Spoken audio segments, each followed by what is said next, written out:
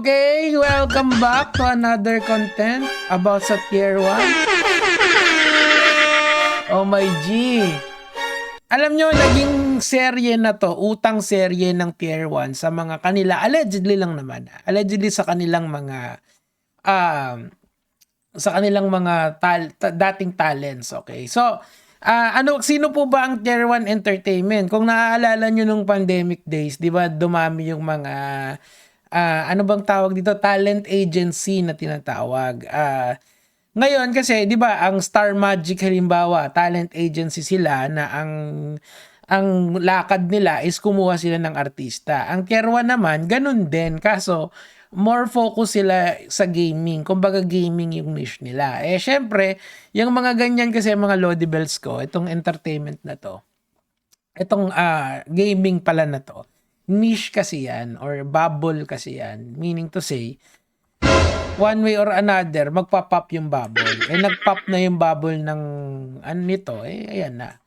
Nandito na tayo sa kumunoy na tinatawag. Diba? So, bibigyan ko lang kayo ng idea, medyo off tangent to sa topic kung ano yung mga bubble. Halimbawa, yung .com bubble, nung nagsisimula pa lang ang internet, lahat ng may .com na kumpanya, sobrang nag-i-skyrocket yung kanilang stocks.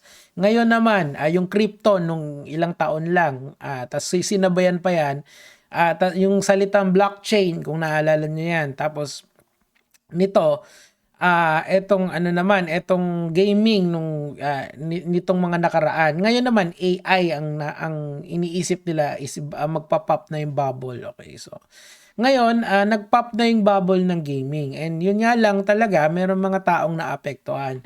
Meron mga taong sumagana yung buhay sa gaming, meron naman ding hindi. And unfortunately, yung mga hindi, eto yung mga kulang ang sahod. Isa dyan si Kasumi.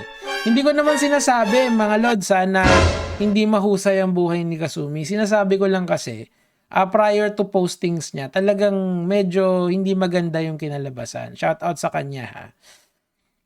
Sabi niya dito sa isang post niya, babasahin ko pinost niya lang nito to. Pakiusap naman po yung sahod ko, wag niyo po sanang intayin magtagpa ako. Please yung bills di nakapag-intay. Imbis na mabayaran na sana, lalo pang lumaki dahil sa penalty. Oh.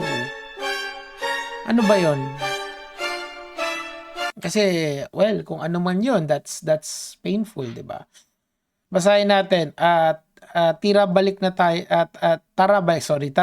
sa Japan. Hi, nag-email po ako sa inyo. Sino ba to? Ano ba yan? Breach of contract po yan. Yan ang tanong. Kung may written contract ba at kailangan ipadole? Kasi karaniwan kasi sa experience ko mga lodsa, kasi dati na rin akong naalok ng mga ganyang gaming company nung sobrang peak pa yung pangalan ko. Ngayon kasi sakto na lang. Sakto na lang. Sabi nga ni FLM, laos na ako. Ganun talaga. So,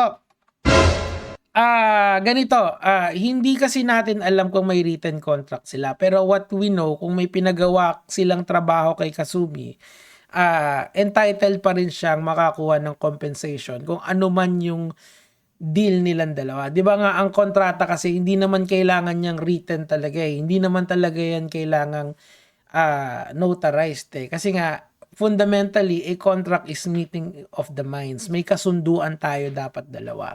Kung ang kasunduan natin ay magtatrabaho ka dito, eto yung sahod mo, yun na lang yun. 'Di ba dapat may ganon? May ganong intindihan dapat. Of course, hindi ko alam tong specifically kay Kasumi, ha? So, sinasabi ko lang sa inyo sa pagkakaalam ko. So, meron ba siyang entitlement dito? At least yung compensation niya, I think he is in the right para para kunin yan. Ngayon, magkano ba tong pera na to na pinag-uusapan natin? Karaniwan sa experience ko, nasa 50K yan pataas. Pero I'm not sure kung magkano yung sa kanya. Kasi wala naman akong personal knowledge dun sa sitwasyon niya. Ang kaya ko lang isabihin dito yung mga personal experience ko. Tier 1 Entertainment, nakikiusap naman po ako.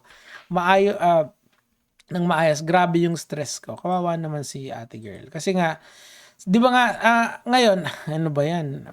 Meron silang event? Wala. Mukhang dead channel na. Mas malakas pa yung political yung gaming page ko tsaka yung nd.gg, yung ndvlog tsaka nd.gg. So, ngayon mga lods, eto na yung eto yung itsura kasi ng nag-pop na yung bubble. Either mag-survive yung company mo or malubog ka, or ayan na, stagnation na, mahirap nang humanap ng kita. So talagang miski yung mga gaming page, aminin nyo, mas mahirap kumita ngayon kaysa sa dati, 'di ba? Kasi nga nag-pop na yung bubble. Unless established ka na, meron ka ng real estate or meron ka ng pangalan sa gaming, medyo mahirap nang humanap ng projects tulad ng dati. It's just how it is, mga lods. Okay, so sabi niya dito, ayoko ng any issue, nakiusap ako halos araw-araw, nagpa-follow up. Nagkautang-utang ako dahil sa delay, halos araw-araw na ako na stress. Ate, you can file a case sa kanila. Sinasabi ko lang, ang suggestion ko sa'yo, number 1 is to get a lawyer. Tapos kung gusto mo, try, kasi ang mahirap kasi dyan, gagastos din siya ng para sa abogado. Unless mapapatunayan niya na isa siyang hindi, I don't know, indigent, parang hindi naman yata kasi nga siya, gamer siya eh. So sana lang yung mga malalaking personalities sa gaming, yung mga tulungan niyo yung mga ganitong klaseng talents na nakulangan ng salapi. And of course, siguro towards the end na lang yung sasabihin ko tungkol kay Trike, okay? Ayan, okay. So, wala naman dito, mga comments lang dito. Baka may kilala kayong lawyer na makaka-help. Wala naman ako, parent, independent po ako. Okay, both parents ko ay patay na, kaya may ma-help nyo lang po sa akin talaga is makahanap ng lawyer at matutulungan. At ang problema kasi dyan, may bayad din yung lawyer. Yun yung ko dito eh. Yun yung PM niyo po ako, help ko kayo. Tinawanan pa, mga tarantado talaga to. Ang isasuggest ko sa'yo, ate, ka na lang muna, lumapit ka muna sa PAW, and doon ka magpa-advise kung ano yung gagawin mo. And try mo rin lumapit, tingnan mo kung makakakuha ka ng PAW lawyers about dito. And sa DOLE din, lumapit ka. Kasi nga, labor issue naman to eh. So, yun yung dalawang gawin mo para makatipid-tipid ka. Kung ako dun sa mga wala pang pera, hindi pa nababayaran ng tier 1, magsama-sama na kayo. Try nating lumapit kay Sir Rapi kung gusto nyo. Matutulungan ko kayo na mapa-endorse sa Rapi Tulfo in action para ma-actionan na to. Yes, kaibigan ko si Trike. Naintindihan ko yon. Or at least tinuring ko siyang kaibigan. Kasi since college kami, actually nasa isang GC pa nga kami ng mga college friends ko eh. Pero as an influencer kasi, ayoko naman na makita na hindi kayo mabayaran. And alam ko naman yung buhay no, hindi naman siya naghihirap sa buhay niya eh. So kailangan niyang gawa ng action to. Kaysa naman, parang alam mo yon, nakakaawa yung ganito eh. Hindi dahil babae siya, hindi dahil maganda siya, walang ganun na. Sinasabi ko lang to as someone na nagtatrabaho din sa social media, tapos hindi ka nabayaran. Lugi ka dun sa pagod mo. Parang wala kang rekurso na maayos. Kasi, like kanino tayo lalapit? Halimbawa, labor tayo. Mga manggagawa tayo. Andyan sila Kong Eli, di ba? Andyan yung kamanggagawa party list para tulungan kayo. Pero etong mga to, wala naman ganun eh. Kasi napaka-contractual lang nung trabaho nila eh. Tapos kung hindi pa dun sa one time, big time na trabaho mo, hindi ka nabayaran, ngaw ka, di ba? So, I would suggest yun nga. Una muna, lumapit ka sa PAW. Tapos, kasi, ang abogado kasi, may acceptance fee yan. May appearance fee yan. Pag magpi-pleadings, may bayad. Baka doon pa lang, masaktan na yung bulsa mo. Baka lugi ka pa doon sa hinahabol mo.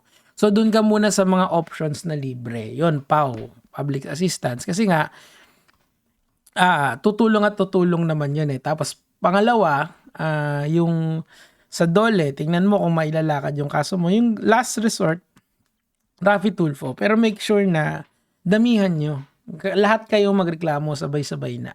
Paputukin na natin to kaysa ganyan nakawawa kayo. Habang yung mga yung tier 1 na yan, ini-ignore lang to. Pero pag sigurado naman, pag si Sen Rafi na yan, papansinin yan, di pwedeng hindi.